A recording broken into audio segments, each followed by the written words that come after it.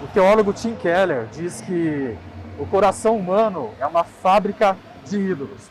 E nós estamos agora no coração de uma grande cidade brasileira, Campinas, uma metrópolis, e a gente está acompanhando o Fluxo, que é o episódio número 2 do Issachar Fluxo, de uma manifestação política. A gente vai conversar hoje com um cara que pesquisa na área da direita evangélica e também da relação do protestante e uma manifestação anti-bolsonarista.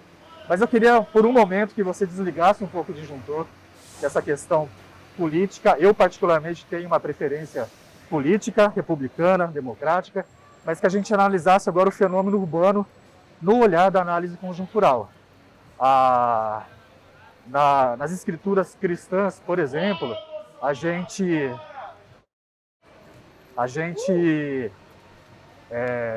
relaciona a idolatria a uma questão de um bezerro de ouro, Moisés confrontando o povo idólatra, que se ajuntava ali nas tribos de Israel. Mas se a gente jogar isso para o mundo contemporâneo, tanto eu quanto você, a gente tem ídolos do coração.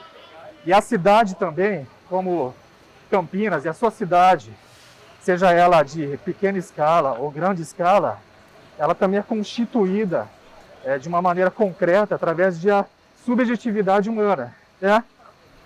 Se você dá uma olhada na relação das construções, dos prédios, ou como a cidade se organiza, a gente pode perceber um certo ímpeto idolátrico na cidade, seja ela construída pela ganância, pelo desejo financeiro, pela pornografia, pelo desejo de acumular bens.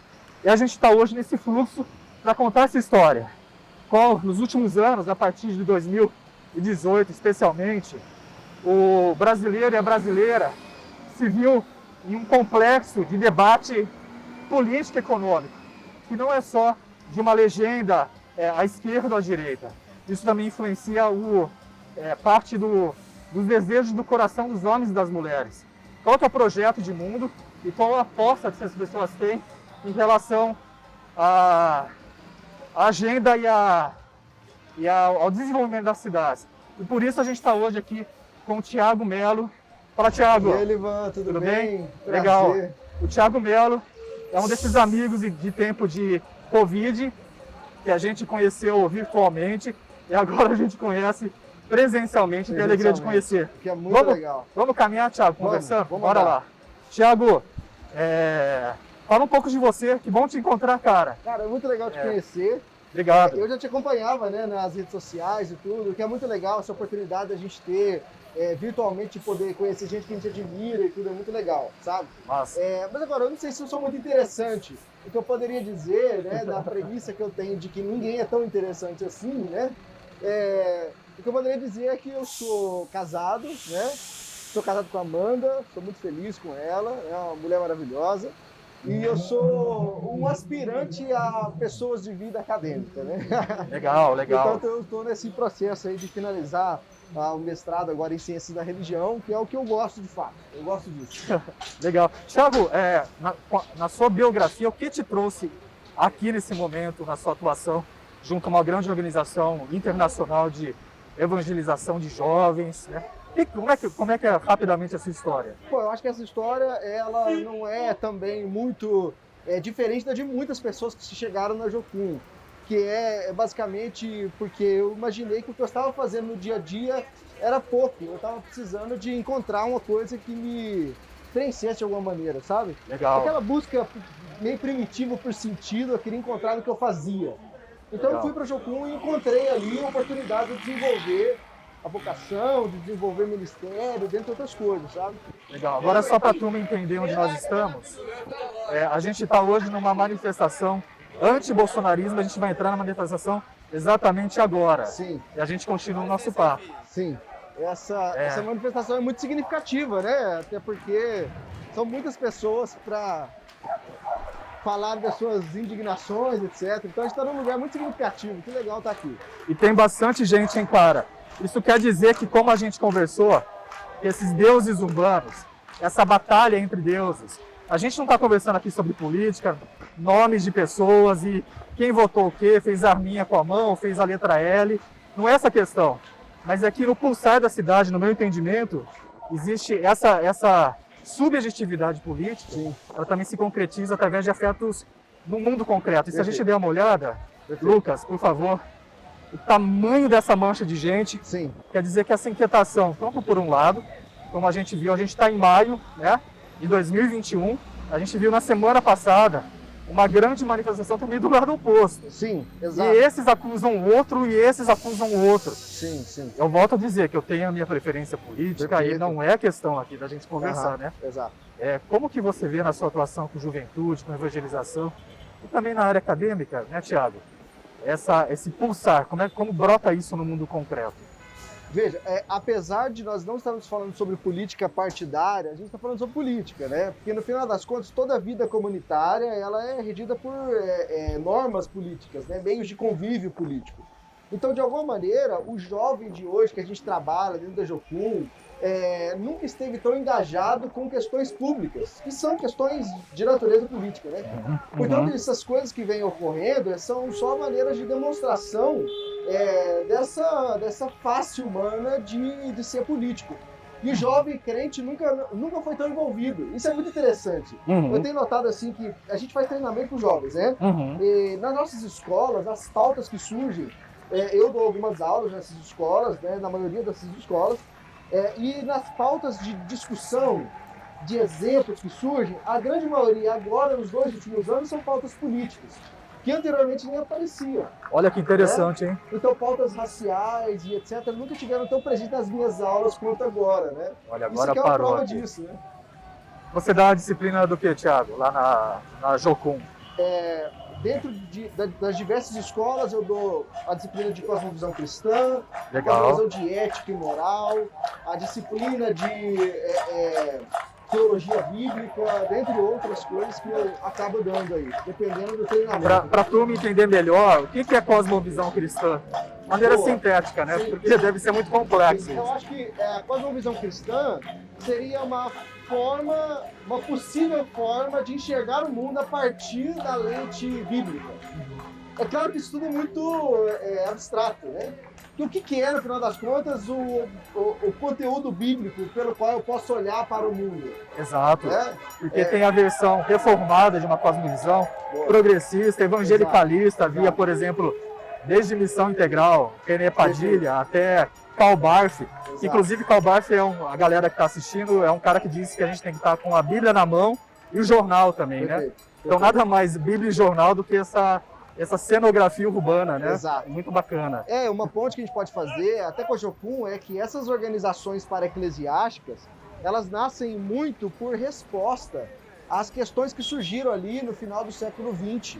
Por exemplo, o Pacto de Lausanne é um pacto que, de alguma maneira, demonstra a importância de pensarmos questões públicas, né, a partir da fé cristã, que é o que o Cabal está falando, né, fazer uma exegese cultural a partir do conteúdo da Exegese cultural, e acho que esse é um grande centro, pelo menos é um interesse particular muito grande, cara. Sim. Como a gente pode ler fenômenos culturais, por exemplo, os mais ouvidos do Spotify, os caras mais lidos, Sim. até personalidades políticas, a despeito do projeto republicano ou não, distribuição de renda, enfim, independente disso.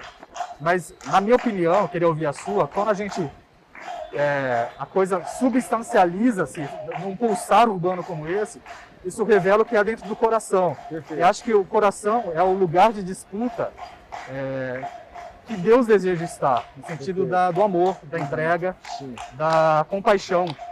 E um fenômeno como esse pode indicar, talvez, que o coração dos homens e das mulheres tem se apaixonado por algumas ideias que não são amar, não terás outro Deus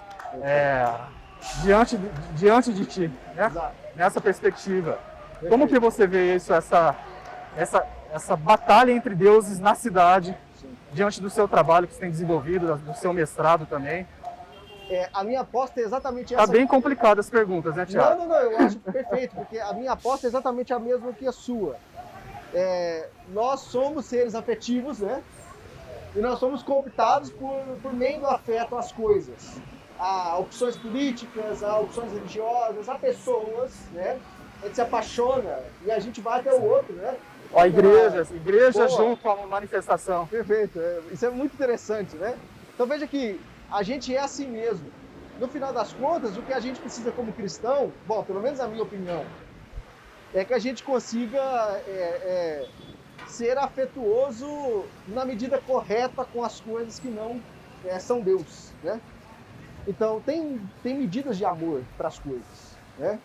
Eu não posso amar uma comida do mesmo jeito que eu amo minha esposa, né? Eu não posso amar a Deus da mesma maneira que eu amo outros âmbitos da realidade, né? Sim. Isso significa que eles são insignificantes de forma nenhuma, eles são muito importantes. Então cada um tem sua medida de amor, justamente porque nós, como seres afetivos, temos que nos colocar nas coisas de maneira correta. Claro, isso do ponto de partida cristão, né? Onde nós temos um lugar devido a Deus no nosso coração, né? Mas eu acho que isso, a minha aposta é a mesma que a sua.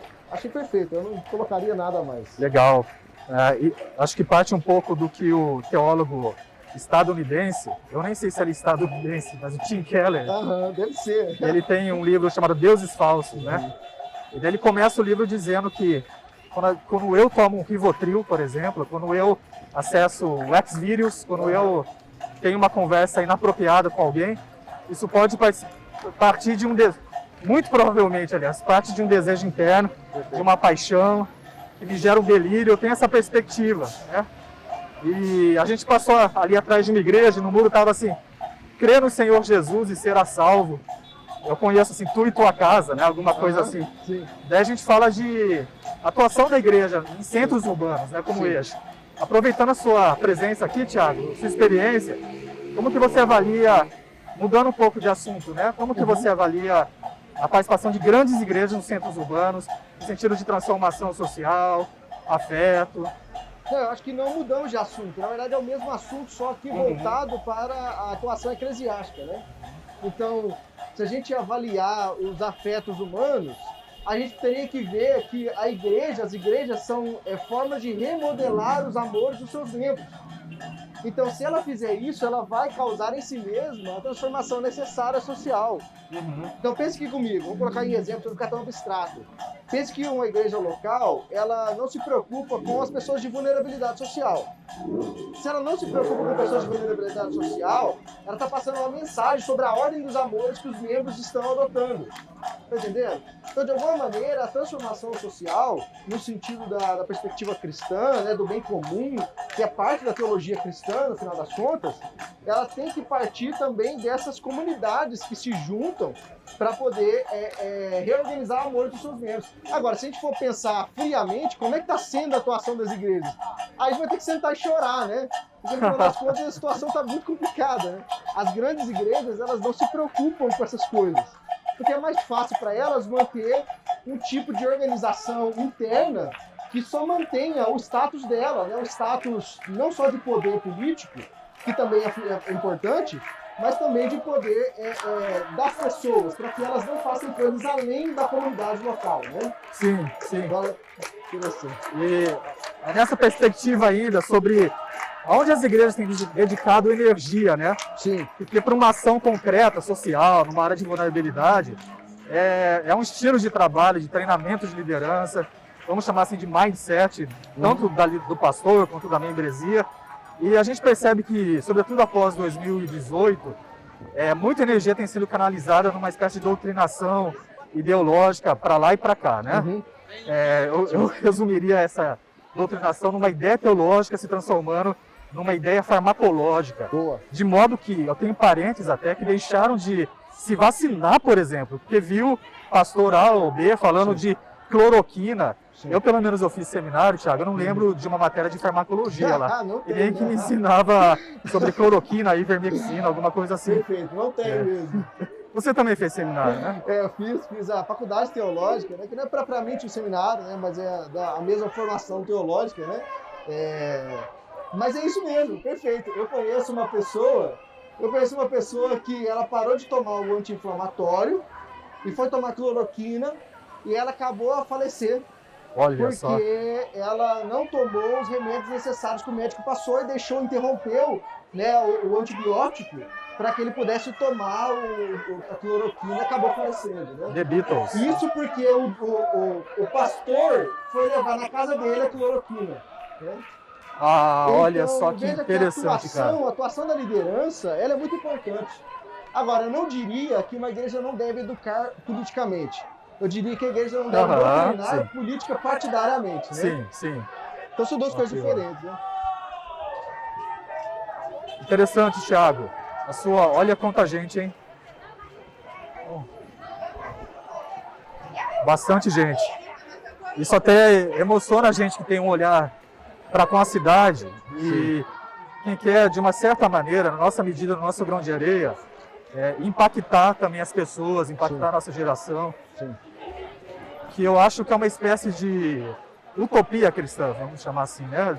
Do lavar os pés da nossa geração. E aí a gente vê que é um pouco a sua área de trabalho, os jovens divididos também, né? E preocupados em, através refletido na sua praxis, desse viés, dos ismos, né? Ressalto de novo, que a gente tem as nossas preferências partidárias. Sim. E também você seja gentil também no comentário do YouTube, no Instagram, por favor, galera que está assistindo. Poupa um pouquinho a gente desses comentários, sei que você está louco para fazer. Um comentário. Mais pelo contexto aqui, né? Exato. De hoje. Pode ser uma tentação grande fazer um tipo de julgamento prévio, assim, né? Pra nós. Como que você vê esse coração da juventude dividido e qual seria, assim como a escritura cristã e a boa teologia nos informa, para o jovem resistir a essa tentação de erguer um ídolo no seu coração, nesse sentido que a gente está conversando, né? Olha, acho que em primeiro lugar, talvez seja o reconhecimento de que a expectativa para a vida boa não pode se encontrar fora de Deus. Isso aqui dentro da teologia chamaria de telos, né? Legal. Porque é a finalidade de certa coisa. Então pense que a finalidade da vida humana não pode ser outra coisa que não a relação íntima e comunhão com Deus. Legal. Toda vez que a gente substitui... Vamos atravessar aqui, Thiago, tentar pelo menos? Aí. Portanto, toda vez que a gente substitui esse telos do nosso coração, a gente acaba criando um ídolo de fato. Ou seja, a primeira coisa é discernir aonde eu coloco as minhas esperanças, onde eu coloco as minhas expectativas. A minha expectativa está num projeto de governo tal, a minha expectativa está numa certa configuração econômica. Se ela estiver, bem provavelmente nós temos um ídolo aqui. Porque, no final das contas, apesar dessas coisas, desses governos e as configurações econômicas serem mais ou menos aproximadas do reino de Deus, elas devem ser colocadas no seu lugar. Né? No sentido de que Deus, a pessoa de Deus mesmo, não estou falando de uma figura, eu estou falando da pessoa de Deus, ela ser a resposta para nós, né? A resposta para a vida cristã. Né? Eu não sei se isso faz muito sentido para uma pessoa fora do centro urbano. Porque no centro urbano a gente tem muitas tentações. A tentação de ver, por exemplo, isso aqui ser uma resposta definitiva, né? Não é uma resposta definitiva, né? Mas enfim, eu acho que é isso. Assim, a primeira coisa é discernimento entre o que seria, onde eu coloco as minhas expectativas e esperanças, e a segunda coisa, uma recalibração, né, dos nossos amores e afetos, para que a gente corresponda primeiro ao reino de Deus e depois aquilo que nós acreditamos pessoalmente, individualmente, que condiz mais ou menos, se aproxima mais ou menos do reino de Deus, dos projetos políticos daqui e agora, né? Tiago, uma dúvida que eu tenho de verdade como teólogo, até como doutorando em ciências sociais, porque é uma perspectiva mística e é uma perspectiva de pensar no projeto, porque afinal de contas, de uma certa maneira não, factualmente, tem pessoas morrendo, não só de Covid-19, mas de fome, por questões que às vezes partem de um afeto político, uma filosofia, uma mancha partidária, alguma coisa assim. Tirando um pouco de partido, né, Tiago? Vamos falar assim de influencers políticos. E aí, as nossas ideias, eu acho que você é um cara ponderado na sua teologia, nas suas observações, e também tem um coração voltado à manutenção sadia da igreja evangélica brasileira, né? a despeito de tanto eu quanto você sermos jovens, eu acho que eu sou um pouco mais velho que você, né? Aham. Talvez um pouquinho, não tão pouco velho, mas muito mais velho. Que isso? E Muito vamos acabar nosso papo ali na prefeitura, pode ser? Vamos, Na pode ser. escadaria. Pode ser. E eu penso assim, um clique na urna, às vezes, delibera ou faz a gestão da sobrevivência das pessoas, no limite, né? Como é que você avalia essa concretude do reino de Deus através de um projeto, seja ele de uma mancha azul ou vermelha, ou esquerdo, direito, enfim. Mas como é que esses valores do Novo Testamento, da caminhada com Jesus, podem ser implementados numa grande cidade como essa, Campinas? Perfeito, cara. Muito boa a pergunta, porque ela não tem uma resposta definitiva. E eu amo respostas não definitivas. O Lucas acho que já caiu lá atrás e a gente já perdeu, né? Vamos embora. Menos um, né? Enfim, eu acho que eu esqueci o que eu estava dizendo. Desculpa, eu te Não, interrompi. sem problema, sem problema. Agora eu me perdi na Estava falando sobre a concretude do projeto, do sim, reino de Deus, sim, da igreja, sim. na sociedade, de Sim. fato. Bom, no geral, eu vou tentar utilizar aqui uma categoria que eu estou lendo ultimamente, da minha leitura mais recente, do Miroslav Volf, aquele teólogo de Yale, que ele lançou um livro agora chamado Exclusão e Abraço. Saiu agora em português aqui no Brasil, apesar de ser um livro da década de 90. Quero ler, livro muito interessante. E ele é um teólogo muito ponderado. E talvez é o seguinte, o que falte para nós seja uma humildade em reconhecer em projeto A ou B a nossa convergência. A gente perdeu ele mesmo. Então, talvez falte uma humildade nossa, para que a gente possa reconhecer no A ou no B a nossa convergência política. Isso é inteligência humilhada ou não? Eu tô brincando. Acho que pode ser, só que talvez uma humildade cristã de estar aberto à reconciliação. Reconciliação, essa é uma chave muito importante, cara. Muito importante para os centros urbanos. Acho que nosso cinegrafista já está aqui. Nós somos movidos por ressentimento, né? Então a gente não quer reconciliar com o outro, qualquer outro, o outro político, o outro moral, o outro religioso. A alteridade é um desafio da cidade. A alteridade. Né? Então, no final das contas, ele diz assim no livro, que nós precisamos abrir um espaço no eu para o outro. E talvez seja isso que falta para a gente nesses projetos concretos. Por exemplo, aqui em Campinas, se um certo governo, A ou B, vermelho ou azul, estiver no poder, não é porque eu sou oposição dele na minha opção política que eu não posso ter convergências para o bem comum. Isso é até uma virtude. Isso é uma virtude, o Shalom de Deus, como a teologia também chama, né? Cultura de paz. Isso é até uma virtude, a virtude da cooperação, a virtude da reciprocidade. Portanto, o que falta em nós? Talvez uma abertura e humildade de abrir-se para o outro. Para que a gente possa ver nesses projetos concretos uma resposta positiva para a cidade, né? Enfim, eu acho que é isso. Isso aqui talvez seja uma resposta, né? A gente está diante da prefeitura municipal, né? Depois de que a gente caminhou uns 3 quilômetros. Vamos terminar o papo ali em cima? O que a gente pode concluir? Você deixaria de um salve final para a turma que está e acompanhou generosamente o tamanho desse vídeo. Eu quero agradecer a todos e todas que estão assistindo. Como é que você concluiria nosso papo e um conselho final? Você como teólogo, também doutorando, pesquisador, né? Olha, apesar de não estar no doutorado ainda, mas obrigado pela profecia. Eu creio. Recebo. O que nós precisamos, de novo, assim, eu acho que nesses tempos de uma teologia política que é movida pelos afetos, a gente não precisa mudar para ter uma teologia política racionalista, porque esse é um erro que muita gente tentou e não deu certo, né? O que a gente precisa é de humildade para reconhecer no outro a resposta para o reino de Deus. E essas respostas vão vir de todos os lados políticos. Então, quando a gente olha as manifestações contra o Bolsonaro, quando nós olhamos as manifestações pró-Bolsonaro, a gente não pode olhar uma massa cinzenta no qual eu preciso odiar e excluir do convívio social. Eu preciso admitir nessa alteridade, nessas divergências, a possibilidade de convergência. Para que o reino de Deus, uma cooperação, funcione para o bem comum. Perfeito. Na concretude da cidade. Perfeito. Porque num projeto de vulnerabilidade social, com moradores de situação de rua, por exemplo, você vai trabalhar com gente de todas as religiões. de todos os Sim, partidos sim. políticos. Inclusive sem religião também. Exato, né? Que talvez seja uma parte grande, né? Sim. Portanto, Esse é um outro papo que eu vou te chamar, cara. Sem religião, desigrejados. que é muito importante, né? Portanto, eu acho que é isso, é a humildade para que a gente possa reconhecer no outro a resposta concreta para o reino de Deus, né? Legal, cara. Isso é o que tem me batido mais, assim, ultimamente na cabeça. Perfeito. Eu lembro de um filósofo, Hans Kürg, reino de Deus é reino de amigos. E hoje eu fiz um novo amigo que é você. Cara, Espero muito conhecer legal, tô muito a sua feliz. esposa e a sua família. Eu também quero Obrigado, te conhecer. cara. Eu quero agradecer também ao Lucas, que fez a nossa parte Valeu, Lucas. técnica, a Juliana, que também está por aí. Acesse isacar.org para fortalecer esse trabalho, para ter mais informações. E a gente vem com novos episódios em breve. Obrigado, viu, Eu que Thiago? agradeço. Obrigadão cara. para te conhecer, Tamo viu, cara? juntos, obrigado mesmo. Prazer. Vamos tomar um café agora? Vamos. Não, a gente tá Vamos. melhor não, né? Tá com máscara e Covid. Não, mas eu topo tomar café.